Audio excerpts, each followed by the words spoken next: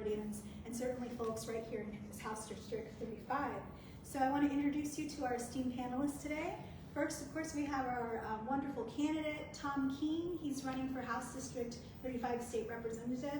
Our big election day is Tuesday, January 16th, where we will be electing Tom to be our representative for District 35, and he is going to take his Navy principles of honor, of courage, and commitment up to Tallahassee to work for us.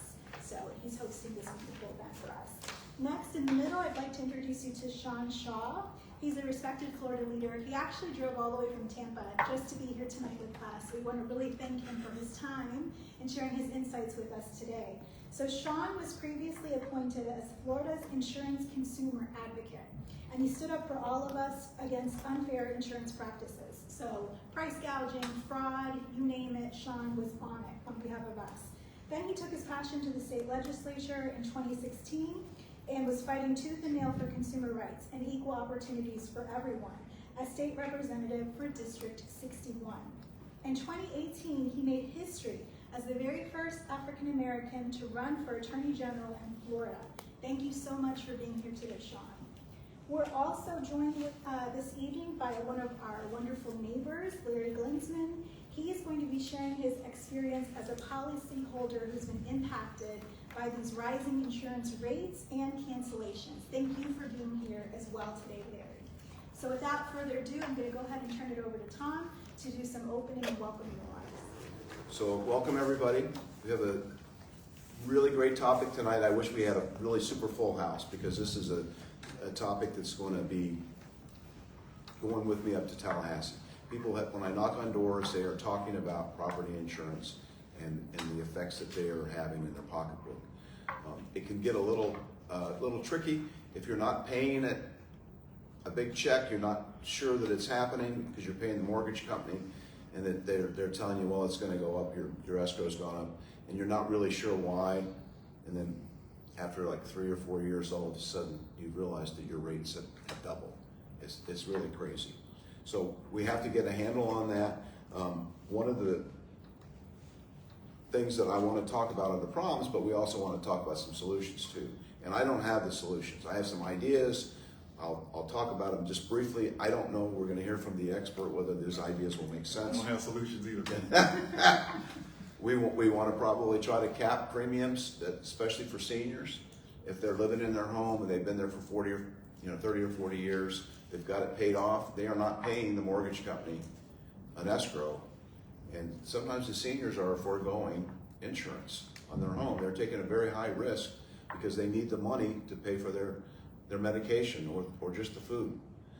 So if they're living on a fixed income, things are really tough. So we can look at that and see if there's some help that we can give. We want to make sure that the insurance market is stable. And what we've seen already is companies are leaving left and right. Farmers Insurance, one of the largest in the nation, left. And those folks either have to scramble to find an insurance carrier that's already here, or potentially they go over to Citizens, which is the last resort, if you will. We definitely need to make sure that we're looking at our insurance commissioner and what they're doing. Provide some very aggressive oversight and make sure that things are happening the way it should. And we also have to look at the insurance companies. They're the ones that are offering the product. If we're providing them with, I'll call it a bailout, that they were provided over $3 billion worth of help during this last year, we should see some of those rates float down to consumers as well. So that's what we're here for. We're going to talk. We've got the expert with Mr. Shaw here to talk about his perspective. He's been in the legislature. He understands how the legislature works, and it's not an easy thing to navigate those halls, I don't think. But then he's also been on the executive side too, working as our consumer advocate. So I think we're going to hear some good things. We aren't going to solve any problems tonight. So, Ashley? Yes, and now we're going to hear from Larry. He's going to tell us more about farmers. Good thing about that because he has experience. Yes. Farmers. Is it farmers? It's Oh, farmers. well, there you go. Well, that was it's farmers now. serendipitous. My husband Carlos and I have owned the home for 41 years. Not the same home, a lot of homes. And we have never made a This house we have about 10 years.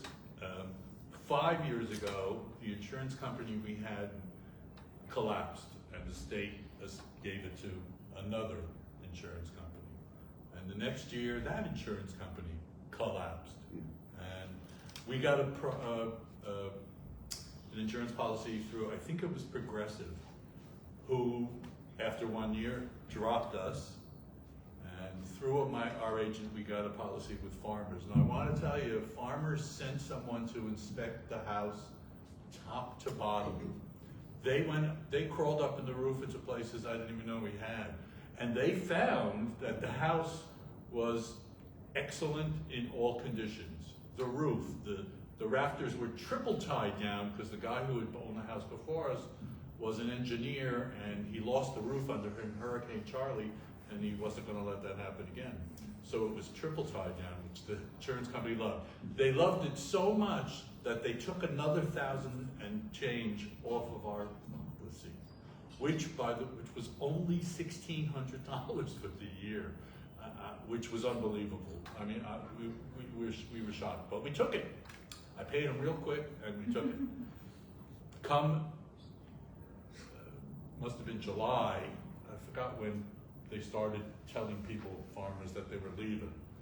We got a letter that they were leaving and they were going to drop us and go away, basically.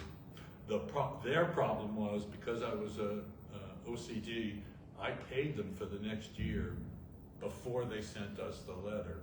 And I called my insurance agent and he spoke to them. They had to keep us to this year because we paid and they took the money. So we're still insured with them, but they're going away. And I know, I've seen, some of our neighbors have said what they're paying. I mean, literally I was paying $1,600 a year. It's going to be triple. It's going to be 4,000 and something. And after 41 years of never having made a claim, we're making a claim. That storm on 9/11 this year raked our roof and punched a hole in it. So we're going to try and get some of our money back, and we're having to sue them because, of course, first thing they always say, I'm hearing from other people. Because again, this was the first time we've ever made a claim. The first answer was always no. We don't know why. They don't tell you why it's no. But we have an attorney working with the roofing company, and they're dealing with that. But there's no. I mean, I've gone online like everybody else has to see what people would charge for our house, and it runs from $4,800 to like $6,000 or more. We can't afford it. We're both on Social Security. We're retired. And honestly, we have no mortgage, so we're in a better position than some people. If you have a mortgage, there's no way you can afford it. So what do? Do you let your well, if you have a mortgage, you can't let your insurance lapse. So until you guys do something, or are able to do something, we're all stuck. It's a horrible, horrible system. I don't know if you want to hear it, but personally, I'm in favor of state take the profit out of insurance. Most of the money, half the money, if not more, is for profit. Look at all those TV ads you see. Those cost a fortune. Those cost hundreds of millions of dollars a year. That's what they're spending your payments on, to get you to pay a lot of money so they can spend more hundreds of millions of dollars. A week doesn't go by we don't get 5 insurance company mailings.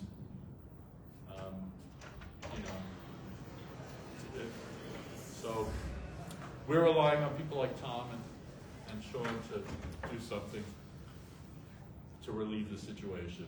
There's a huge amount of people in this situation. everybody's getting canceled. All the insurance companies are bugging out or failing, like we've had twice. And that's my story, and I'm sticking to it. Thank you so much, Larry. You're welcome. And how frustrating is that to have worked and retired and to pay faithfully into these companies, and then when you need them, they're not there. They're leaving us high and dry. So here to talk more about how we got here and how some ideas on how we can get out of it, I'd like to introduce Sean Shaw. Sean, the floor is yours. Thanks. That's a lot of pressure. Solutions are going to be less here, but I will talk about it. I want to give some shout out to my buddy Carlos Smith back there. I bet you're next state senator out here. We served together, and Carlos is one of those people that y'all or whoever was his constituent was lucky. He was a good guy. Still is a good guy, but Tallahassee sometimes makes good people bad. Thanks, Carlos you're all remained right, good. too. You are right. Well, I haven't been running in a while, so I'm good. And I want to give you credit. One, I'm here in a suit and in Orlando. If that doesn't tell you how important this seat is, I don't know what to tell you. Because I don't put on suits anymore if I can help it. But this is incredibly important because the solution starts with electing better people. And I'm not being weird, I'm not being trite, I'm not being small and petty. A certain party has been in charge for a very long time in this state. Overlap the insurance problem in this state with that time period. And guess what you'll find? One party owns this, and it ain't mine. So, this has been a problem for a while. I was the insurance consumer advocate under Alex Sink in 2008. And so what the job is essentially is I'm the consumer's voice on insurance issues in Tallahassee. So that's a tough job, but that meant I would testify before the legislature. That meant that I would, take calls from consumers. That meant that I would travel around the state and talk about insurance. That's in 2008 when I had that job. And the day I went to go get my badge was the day, you might remember, that State Farm left the state. And when State Farm informed Florida that they were no longer going to be writing homeowners insurance, and you might remember that was a big deal. It was one of the bigger companies that decided to leave this state. I only tell you that for the time period so you know they've been leaving this state since 2008 at least. Mm-hmm. And so after that, I started practicing law, and the type of law I practiced was suing insurance companies that didn't do what they were supposed to do for folks just like you. Thank you. And I did that for a couple of years, and then I ran for the legislature and got elected, and then I ran for attorney general. That whole time, insurance has been my thing. That's been my issue. That's been what I've concentrated on. It's been something I'm somewhat obsessed with because it's so awful what is going on in this state, and it's been going on so long. And the solutions aren't easy, but one thing I want to tell you is about the legislature, and welcome to the party when you get there. The legislature makes certain assumptions. They assume that insurance companies are correct. They assume that everything insurance companies tell them is correct. They assume that every person that represents consumers against them is a lie and a fraud. Mm-hmm. So you should operate from those assumptions, and you shouldn't be surprised about the laws that come out of Tallahassee. If everything the insurance company says is right, if everything that people helping consumers is wrong, that's what we've been dealing with. I would offer that every solution you hear out of Tallahassee involves you giving up some right or some skin and making it easier for the insurance company to either not pay you or to pay you less or to say no without repercussions. Those are solutions. That's what's been coming out of Tallahassee for a long time. And so I was one of the lawyers that was suing insurance companies, and so I've been, I'm a fraud. I need to be disbarred. I'm the reason you're paying all these property insurance rates. We'll talk about that a little bit. What's been going on in Tallahassee as well is every couple years we have a special session on insurance because we have to, because it never fixed the problem. And there's a new boogie person.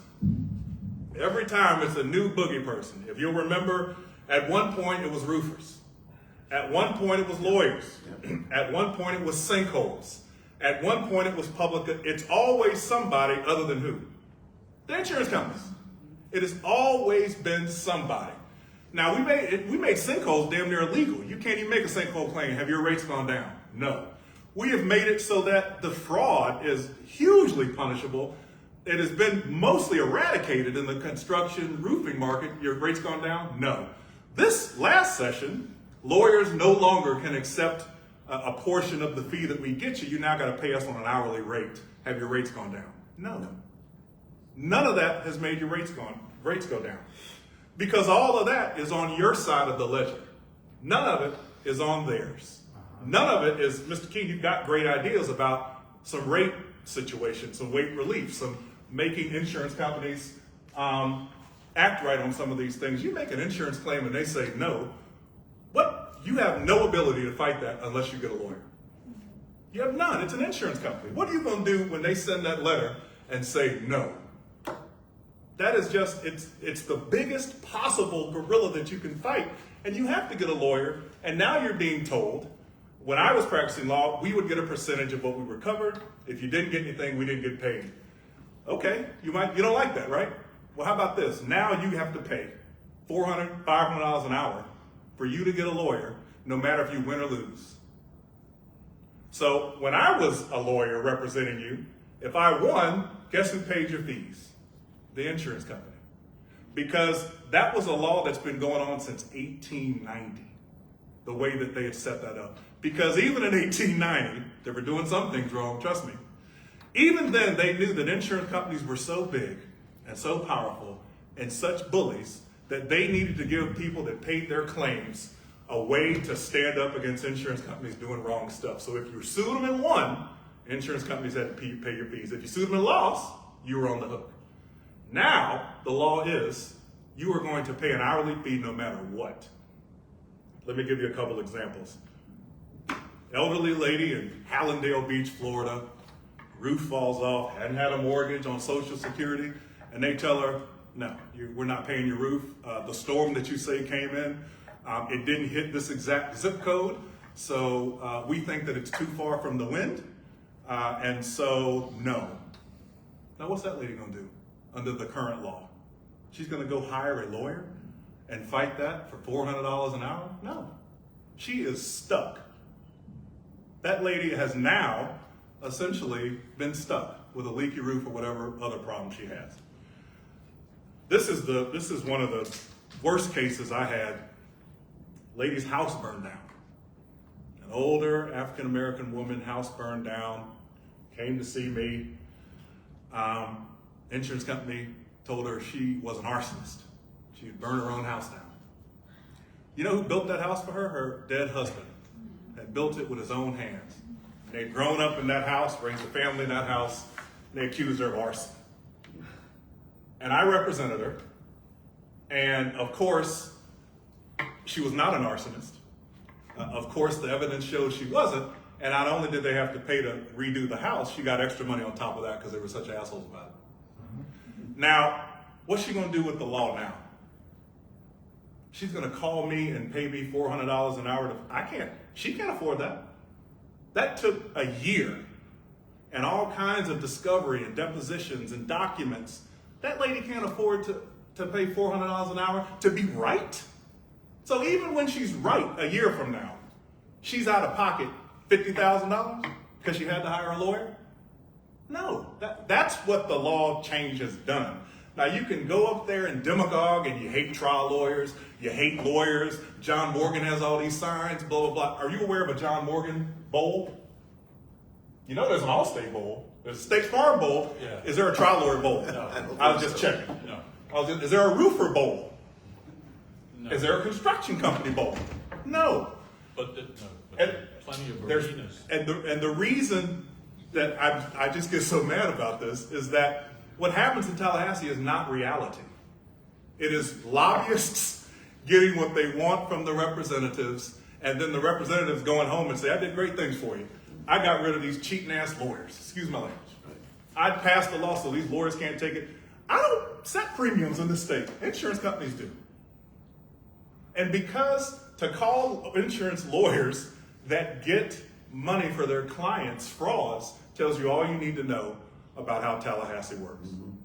Anyone that helps someone get money from the insurance company is labeled a fraud in some way. Now listen, all lawyers ain't perfect, all roofers aren't perfect, all construction companies aren't perfect, I'll give you that. But I would also offer to you, all insurance companies might not be perfect. All insurance adjusters might not be perfect. Remember the base that I told you Tallahassee operates from? The insurance adjuster that comes to your house when you make a claim, Tallahassee believes that person is always correct. Tallahassee believes that person is infallible. Tallahassee passes laws based on the fact, if you disagree with that person, you're making a fraudulent claim. It has been said that if you disagree with the insurance company's adjuster, you're engaging in insurance fraud. That's Tallahassee. That is not the real world. The real world is before the law changed, when the insurance company came and said your roof has a couple $1,000s worth of damage. As a consumer, maybe you called a lawyer, maybe you called a roofer and said, I want a second opinion. Tell me what this is. And that person says, no, you have $20,000 in damage. You then go to the insurance company and you talk to them and they either say, you're right, we've got a problem, or they say, no, we're gonna do what we're gonna do. Then that's when you start getting a big time fight. What do you think is gonna happen now when they know that you're not gonna get a lawyer? That's what's going on. Just because people aren't making claims doesn't mean they've gone away. It just means they aren't making claims. And it is the average citizen, the person like you all, the person particularly living on the coast, Miami, Broward, Palm Beach, here had the sinkhole issue that they say is fixed, but your rates don't reflect it. It is the average Floridian, and it doesn't matter what party, we pay the highest insurance rates in the country. All of us. Republicans, Democrats, and NPAs, all of us. And when you start asking why, go to Tallahassee and sit on some committees of insurance. I happen to be lucky or unlucky enough to be on the insurance committee when I was in Tallahassee, and they didn't like it, but I was there. And these are the things you heard. I would get called in my face, lawyers are frauds. I would get told in my face that the things I did Aren't most of them lawyers? Not this type of lawyer. Most of them defend insurance companies, right?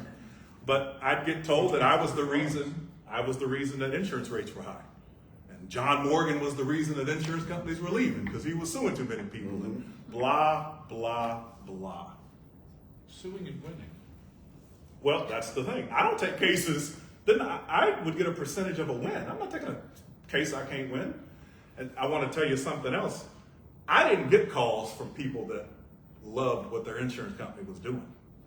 I didn't get a call when the insurance company said, yep, you're right, we're on top of it. I didn't get that call. That person has no reason to come to my office. I didn't get a call when someone said my house burned down and the insurance company even said, we'll give you 80% of what you think it's worth. That person didn't call me. The person that called me either got a flat out no or got 10%, 20% of what was the real deal. And that, when you make the laws from the point of view that the insurance company is always right and everyone else is wrong, that's when you start getting into where we are now, that the laws are out of whack, that the consumer just has to take it on the chin more and more and more and more. And we still pay the highest insurance rates in the country. If the rates were reasonable, I might not be up here as animated as I am. I might have to say, you know what? All right, maybe consumers had to take some, maybe we are where we need to be. If we still pay the highest in the country and consumers have been taking it in the chin for 20, 30 years, what are we doing? That's the problem with Florida. The solutions are hard. Solutions require a little pain from the consumer, but also a little pain on this side too, the insurance ledger. And that's, I think, what has been the problem for a long time. Tom, when you get to an insurance committee meeting or when the laws come in front of you, just remember the people's door you knocked. And remember what they said. All the gobbledygook that's going to be presented in front of you in committee is exactly that. Paid folks to represent the people that you're making laws for. The people that voted for you are those doors you knocked. And if you remember what they said the problem was, you're going to be in great shape and you're going to be making the laws for the right reason. And that's not Republican or Democrat. Knock on the door and the person says insurance rates are too high. I've never made a claim. And the one time I made a claim, it was a huge fiasco. And then when you hear someone come before you and say, man, if it wasn't for John Morgan, we'd be doing fine. And John Morgan didn't deny your claim. Yeah, that's it. So and they use John Morgan a lot as the boogeyman up in Tallahassee. That's why I'm using him. But it is, and Carlos will confirm this. What we hear up there in that bubble is not reality. And that's why you knock on these doors, so that you know the reality. I mean, you knock on the doors because you want to vote. I mean, I knocked on it for two reasons. One, I wanted you to vote. Two, I wanted to know what the issue was, and I didn't want someone to tell me. Mm-hmm. I didn't want a pollster to tell me. I didn't want maybe a lobbyist I met with to tell me.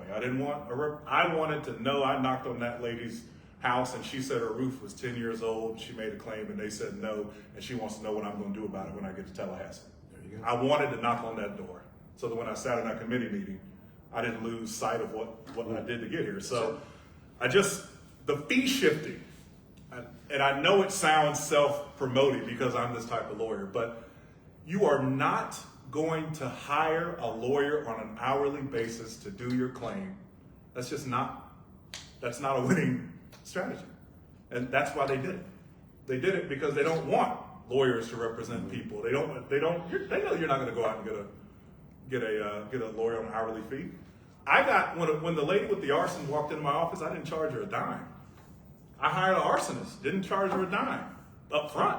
All this stuff done up front. Lots of money went into that case. We won, guess who paid for it? The insurance company. That case doesn't exist under the current law. Mm-hmm. That's the problem. She's got to pay an hourly fee for me to do that. I'm probably going to say, here's an arsonist, $5,000 for them to do a report and an investigation. Here's the deposition. It cost all these. She can't afford that. That's the point.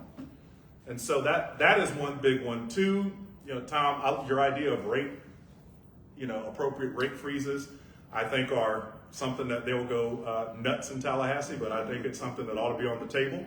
I think that oversight of insurance companies is pitiful. Mm-hmm. You do not know what they're denying, why they're denying on a global scale. You don't know the numbers of why and how and for what reason. When I was a consumer advocate, we tried to do a survey of insurance companies and ask them for information on tell us the reasons you're making denials and just give us the data. Yeah. I thought I'll go get shot in the lobby. Yeah. It was the biggest fiasco. Yeah. I didn't know I was that important. Every lobbyist went to Alex Sink and told her I was an out-of-control dictator looking for, just because we wanted to know why you're denying, on what level, and what basis. That's basic information that the insurance commissioner not only should collect, but should be required to give out. Right. The oversight, we just don't know. You don't know exactly what goes into the rates. All you know is they're telling you, I got to have this amount of rate increase so we can make money. Mm-hmm. I wish I had that kind of. Yeah. You know what I need to get back to Tallahassee? About $200, Tom. That's what I need to break even. So we need to peek behind the curtain. Maybe not us, but the insurance commissioner. Right. Again, I started here. I'm going to finish here. You got to elect people that do different. You got to elect people that do different. If you elect the same people that tell you the same stuff, don't be surprised when you get the same results. You have to elect. When I saw Tom's background, that's one of the reasons I came here. We need more of this. We need more good people, and people that are good. But good people don't want to run because it's tough. That's why I'm so appreciative of you doing it. But you get more Toms in there. Guess what? You start. The conversation changes a little bit.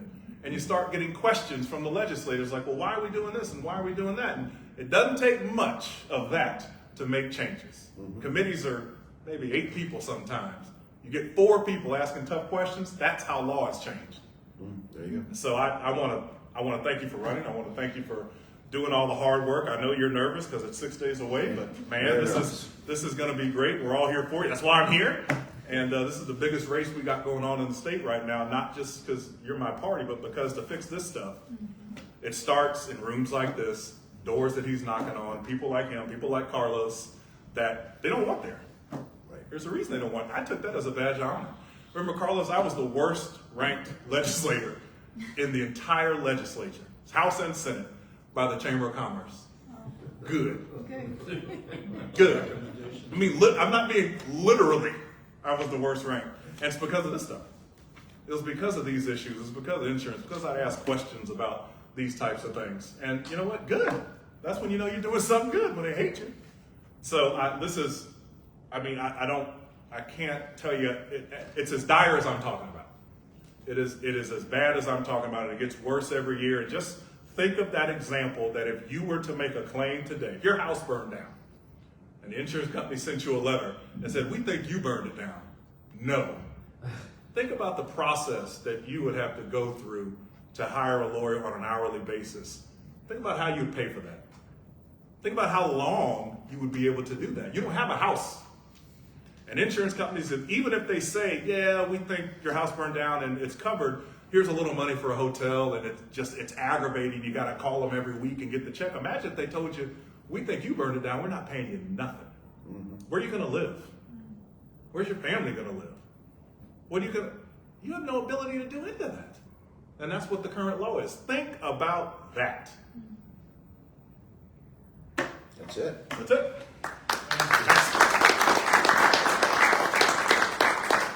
Thank you so much. And as they say in the black church, and with that, I close. So before we turn it back over to Ashley, I would also like to say that this isn't just for homeowners, right? So if you live in a condo and you're only paying for your contents, you're paying your condo association fee for that insurance. So that's going to apply to you as well. If you're a renter, your landlord is paying the insurance, right? But you're paying the landlord. So your rent is going to go up. So it's not just folks that live in a home that they own. If you rent, or if you live in a condo or a townhome, you're going to be paying this too. It's not just your home either. We live in an HOA. Our HOA dues went up because of the insurance. There you go. So it affects everyone, I guess is what I'm trying to say. Yeah, if you're a roof on a condo in Broward County, it might be $250,000. And if you got to fix that, guess how that's assessed per unit owner. Right. And you think those people can afford to pay that chunk? No. No. So, Ashley? Thank you Sorry. so much. Very good points. Thank you, Mr. Shaw. Your presentation was so insightful about how complex this problem really is and how it impacts so many of our neighbors, both in this district and in the state. So now we're going to move on to the interactive portion of our program, Q&A. We're opening the floor now. It's open to anyone who has a comment, wants to share an experience, has a question for any of our panelists. The floor is yours. Go ahead and talk. No, we did good. All right. Linda? It's always quiet. So I've worked for an insurance company most of my life, and not on the P&C side, so I have a real question. We dealt with an insurance commissioner in the state where I live. So can I assume you were insurance commissioner for a while? No, consumer advocate. Okay. The insurance commissioner in Florida, past or present, they belong to the National Association. Is it, like, do those people talk? Is it different in other states? Yeah, particularly the oversight over rate making is very different in other states, but they do all talk. The NAIC meetings, they do all get together and talk about these things. But one of the problems is Florida has done it so badly that we've really done it really badly. And so the other states that are even the hurricane states, North Carolina, Texas, we've done it so much worse even than other hurricane states that it's, at least when I was there, when I used to go to those meetings, that it's hard to, because we've politicized it more than other states. That's the problem. Other states, as I said, it's shared pain. Kind of, they have windstorm associations like in Louisiana. They've got a certain version of citizens. They've got certain other things. We've politicized it, and I will say this, though. Geography is not working in our favor.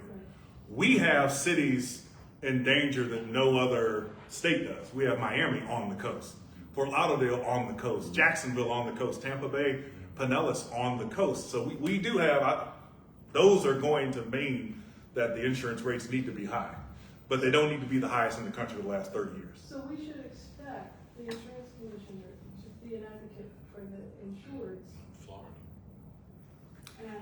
And look who you're talking to. Of course, I would say that, but what I think their response would be,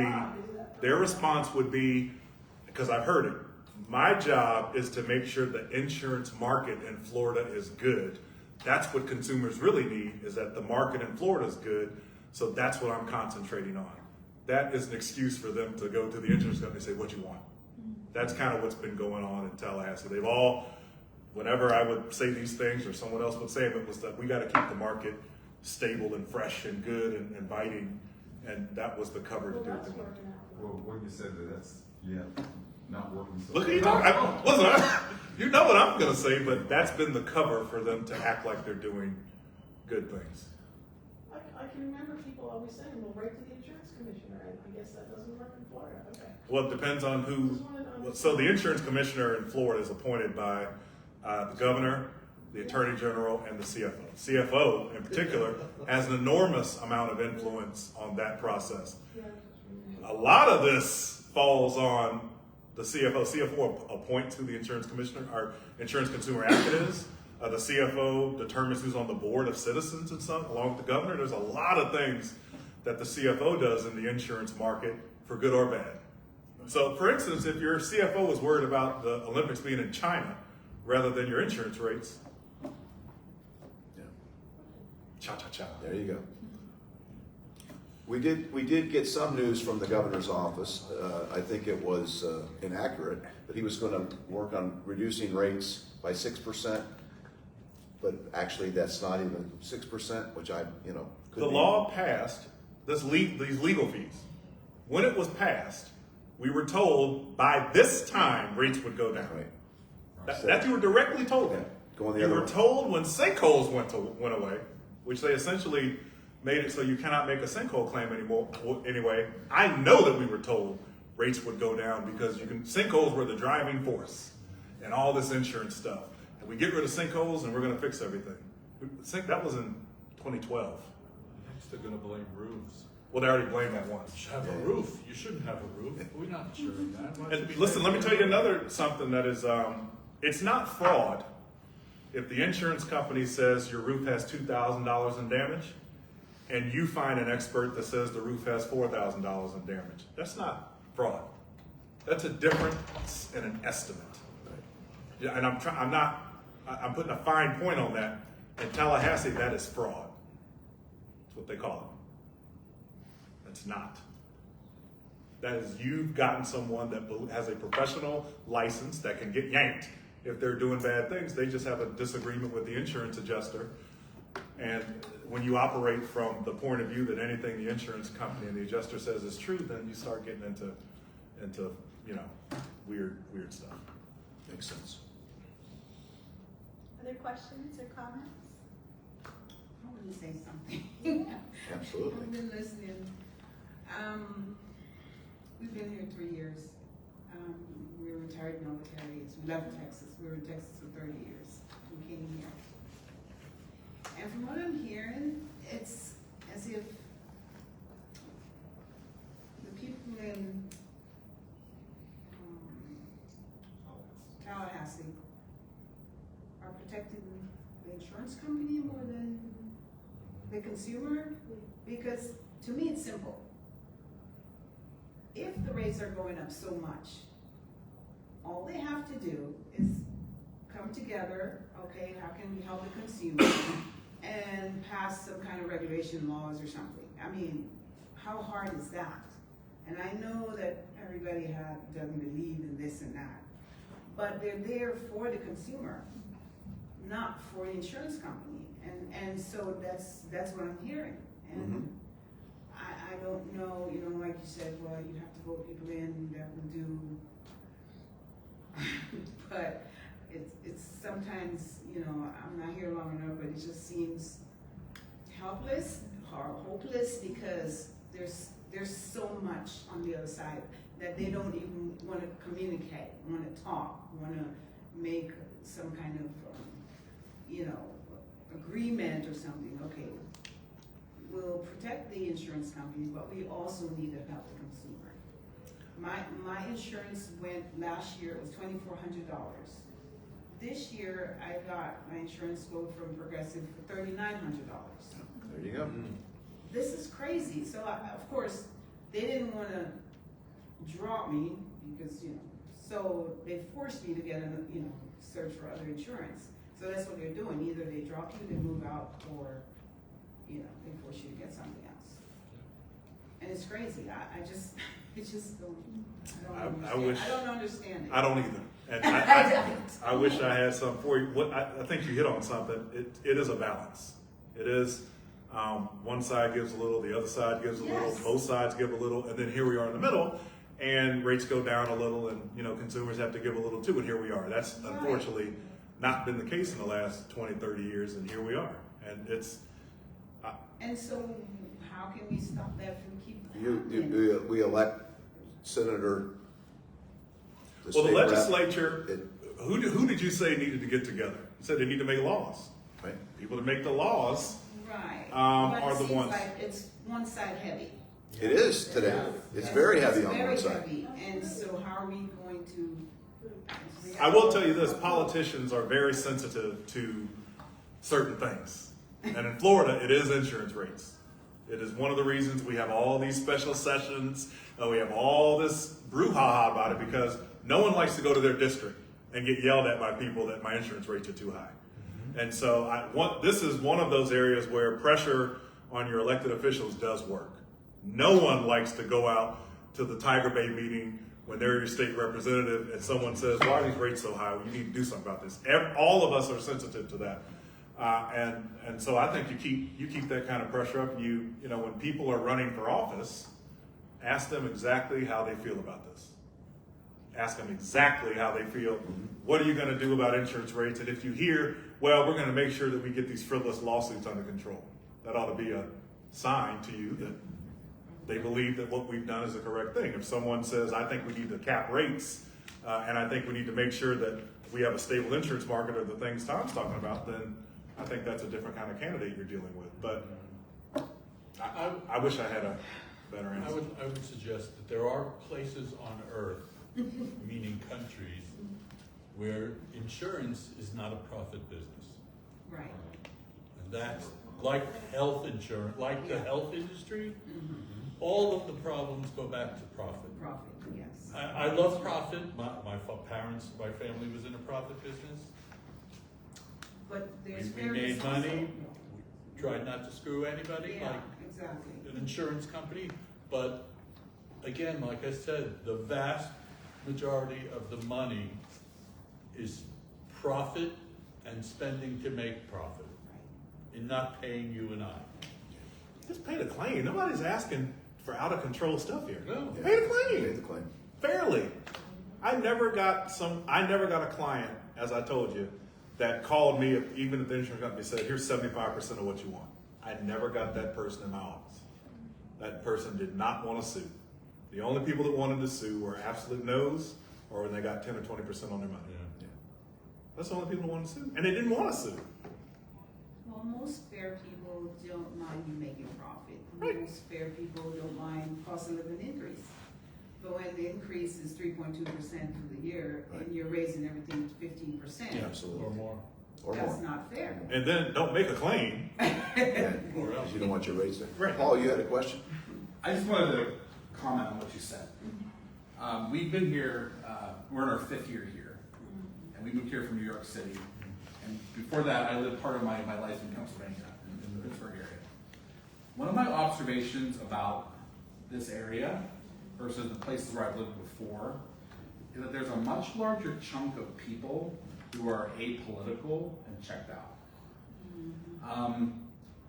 I'm stunned by the number of people in Lake Nona. Let's just talk about Lake Nona. All I know about here is Lake Nona.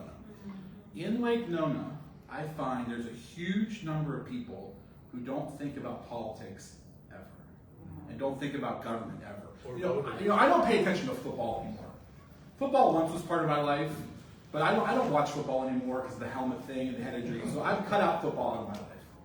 And so I no longer think about football. I don't watch it. I don't like it. Okay? And I think a lot of people are to government and politics the way I am now to football. And when you try to talk to people about this, it's amazing how many people, nothing political or government, they don't want to touch it, they don't want to think about it, they just kind of want to live their life. They want to be in the line to pick up the kids at school, and they want to be they want to just do their life, and they don't want to ever think about anything governmental or political. And I haven't gotten my brain yet around how to get people in Lake Nona who are utterly apolitical to think even a little bit more about this. I think they're not, they don't understand whether they're apolitical or they're involved or anything. If you're not involved, it's still gonna affect you. And insurance is one of those issues, And I it think, affects that is everybody. not, like, people, I think you can get to them talking about insurance. This is transient land. People come and go here like the wind. And even within, they 2 or 3 years in Lake Nona, then they'll move to, some other, Windermere, or maybe they'll move to St. Cloud or somewhere. It's very transient. And then there are people who they come to Florida and then they move in 3 years to Missouri or wherever they go. It's incredibly transient. People do not make the investment in long-term thinking about, geez, I gotta live here. What does this stuff mean to me? They don't care because they're not gonna be here. They're moving their ass. Kids graduate from, we're going. It's a really, houses sell in our community like crazy. They only last 2 days. They don't last long, but they sell like crazy, and they moved here, they moved there, they moved the other place. It's very, very transient, and I think that has a lot to do with the nature of the people not caring, or not paying attention, or being interested. And I love can't these fix that. questions. Love the energy. Sorry One to more interject. in the back. We do have this room for 30 more minutes if you want to hang out Yeah, yeah. after. I want to be respectful of Mr. Yeah. Shaw's time because he Sure. does have to drive back to Tampa. Do you want to do one question? One more question in the back. Okay, go ahead. Oh, no, that's okay, I think you wanted to say something. There you go. You're not gonna say forever. I wanted to talk about misinformation, and how a message that you're giving us today, as late as yesterday on the news, they talked about insurance, and they talked about the news anchors, local news anchors talked about.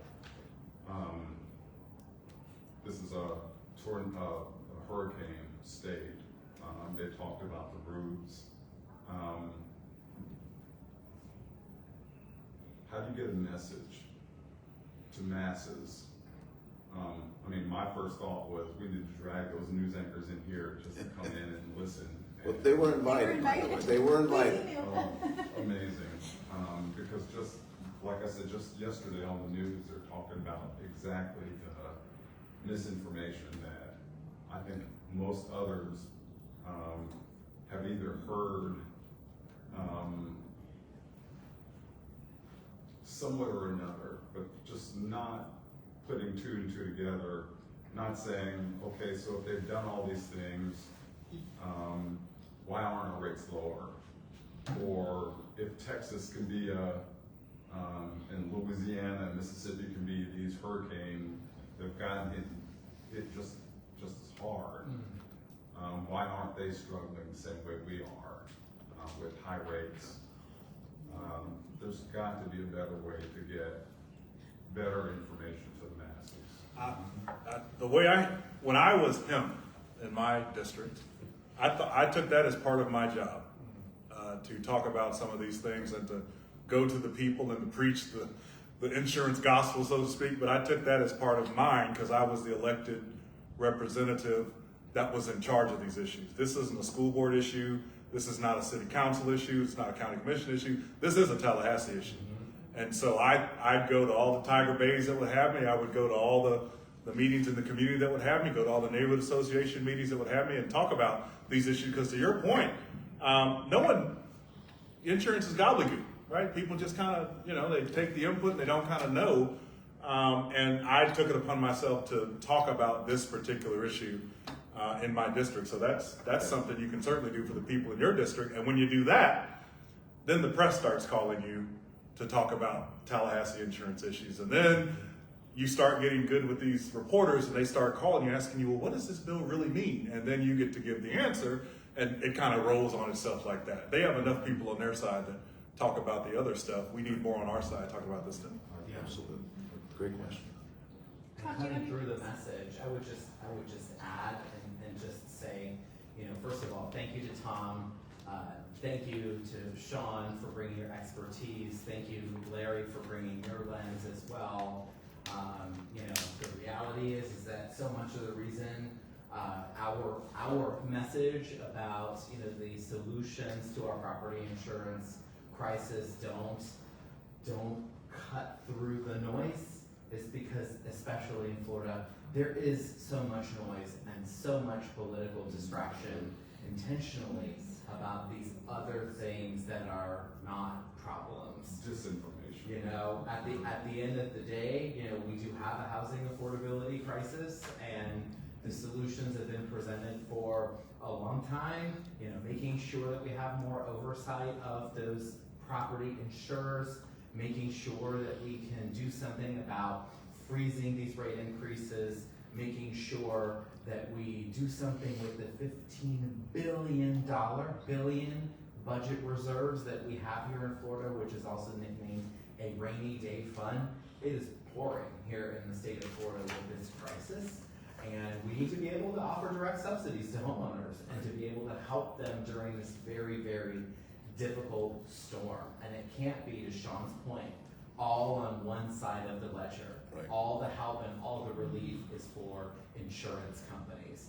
There needs to be help and relief to homeowners as well. If these reforms are supposed to help the insurance companies stay afloat and help them save, then those savings must be passed down to consumers. And when those mandates are not included in the reforms, then you don't get them.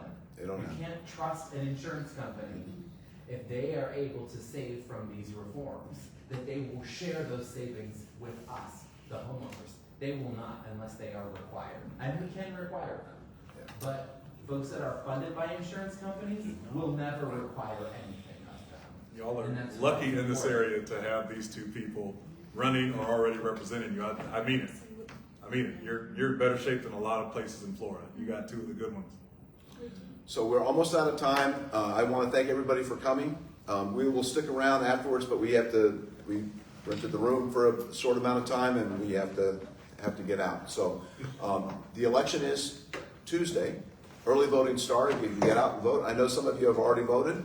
If you haven't voted, go out and vote. That's how we make a change.